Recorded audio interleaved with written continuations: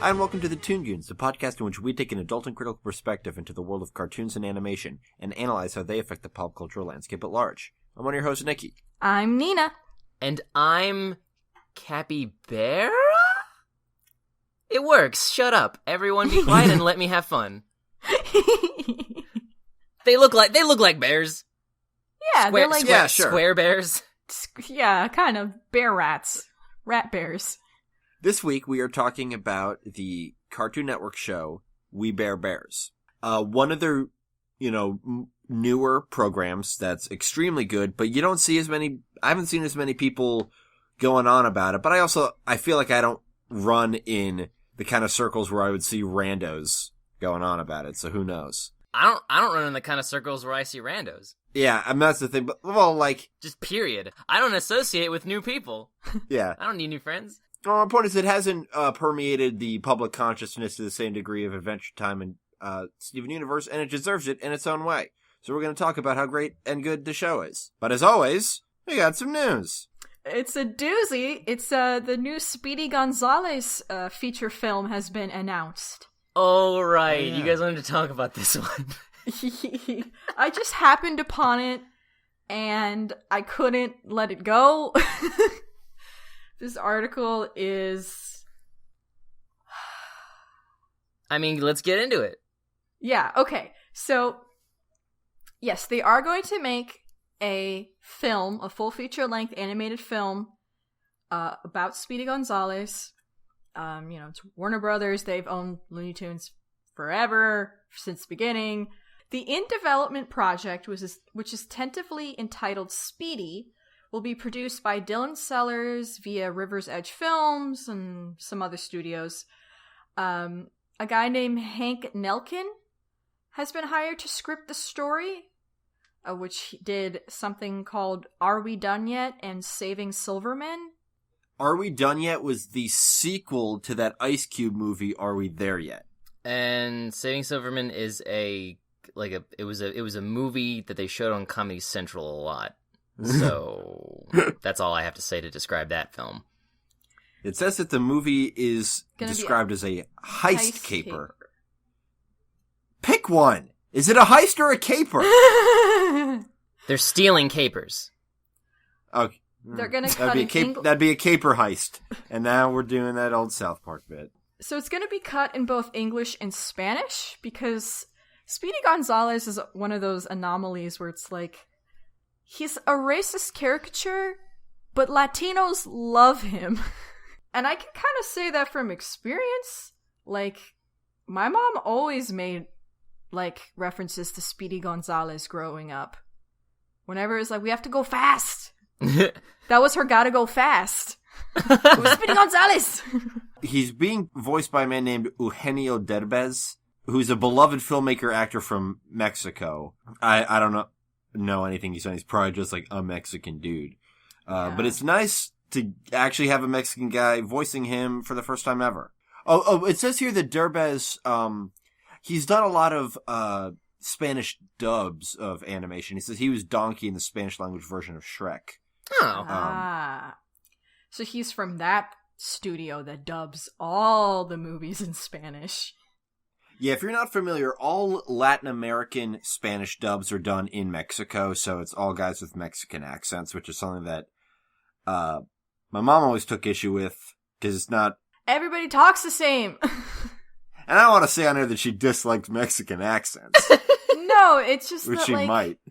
It feels like it's almost like the one studio doing it, and it's all the same actors playing all the characters. Yeah, that's like the other thing. Like, I bet... you listen to The Simpsons in Spanish, and Homer's got that weird doofy voice, and I feel like I've heard him, or at least that archetype, so much stuff. Yeah.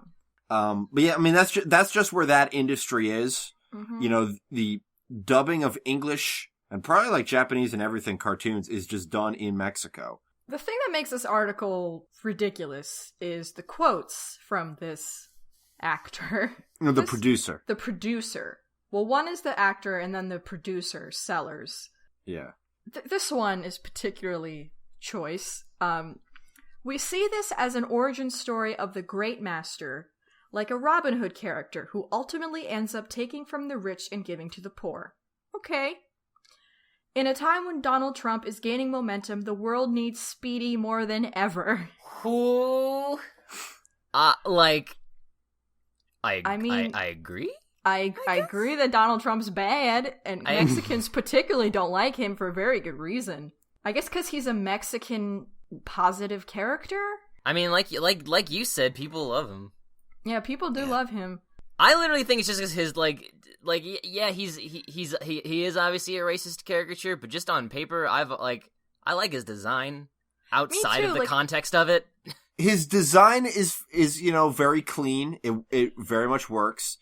And his cartoons were always fun. I mean, that's like a problem with a lot of these old ones is even when they crossed lines, they were always fun. And really, mostly he steals cheese. That's literally all he does.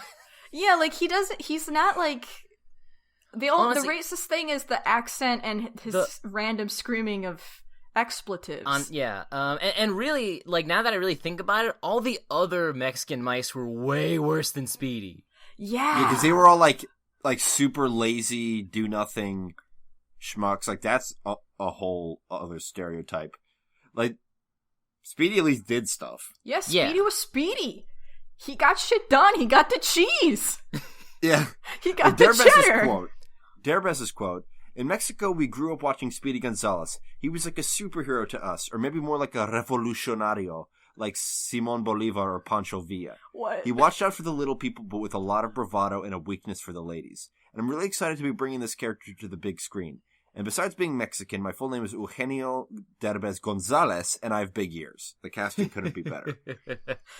But what the producer said about Donald Trump, about the whole origin story, and he makes it sound like they're making an animated adaptation of Machete. Yeah, because that's what that movie actually was. It was a downtrodden Mexican man fighting against the American establishment, which is the source of a lot of problems in Mexico. I like that they're giving it a Disney-esque single word descriptive title, but it's technically his name, so it works. Yeah, it's either that or it's like it's like Rocky Balboa. It's just like the name of the character again. God.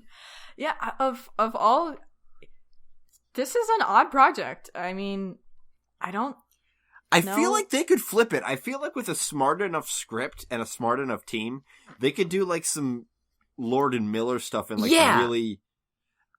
I think that's very much within the realm of possibility. I was gonna say this really just hit me that because it's a known property, but it's not Looney Tunes' top priority property.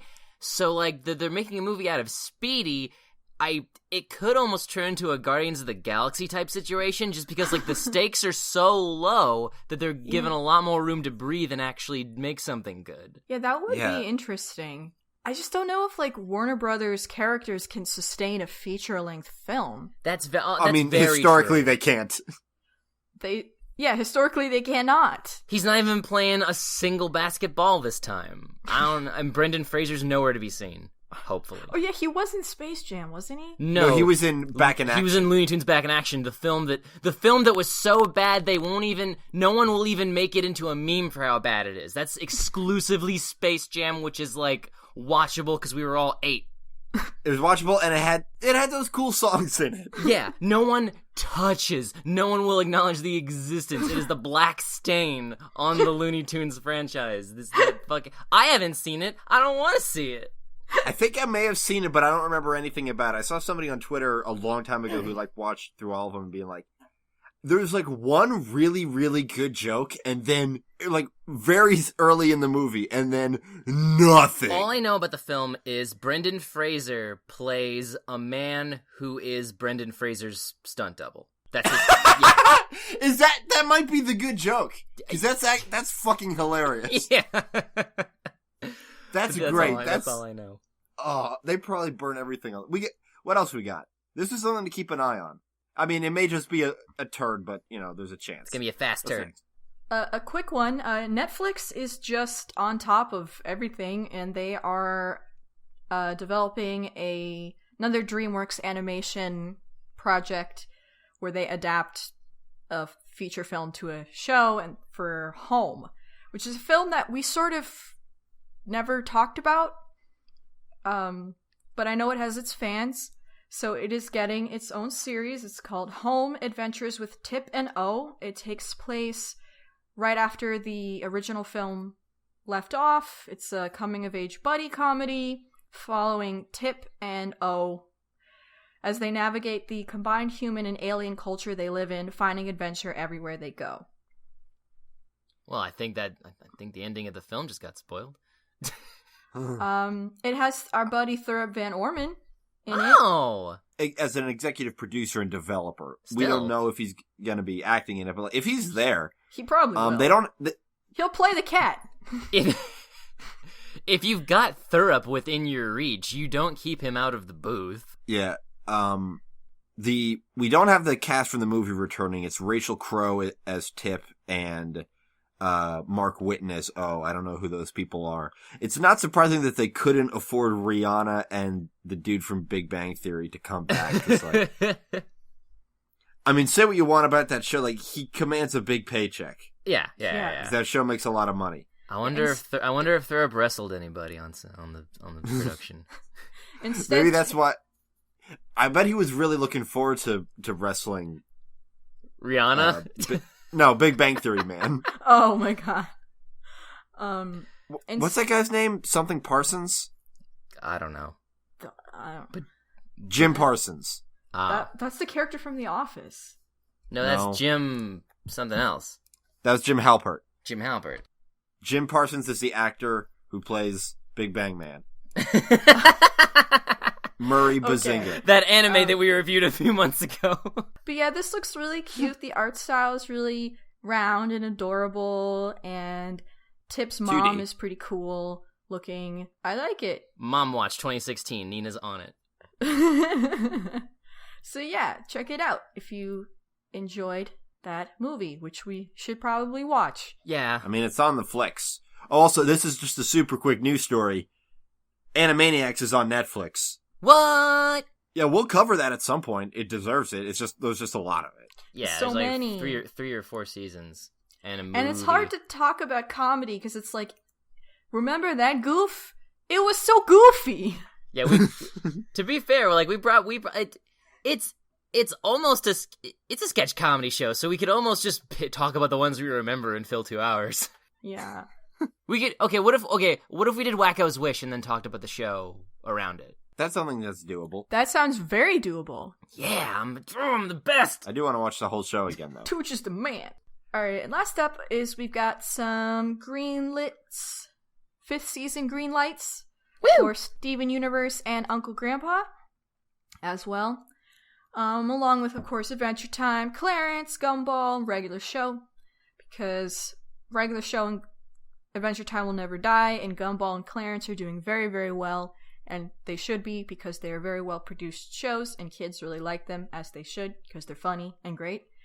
So yeah, we're getting 5th season. The 3rd season of Steven is finally coming back this summer, for the summer of Steven. Are we in season 3? I thought we were still in season 2. Log date 7/15/2 was the last episode of season 2. When it comes back, it's season 3 with Super Watermelon Island. Yeah, so that will be Summer of Steven, with new episode premieres through June and August. And then Uncle Grandpa is still going to be doing stuff too, if you watch Uncle Grandpa. The second article you linked says that they're I not. haven't finished that part yet. They're going to be doing their special Good Morning with Uncle Grandpa starting in April, where he'll be hosting a Saturday block. So if you want more Uncle Grandpa, tune in on Saturday mornings for his stuff. But then there's a second article we got from our favorite news source, Cartoon Brew. And apparently that announcement is a little skewed.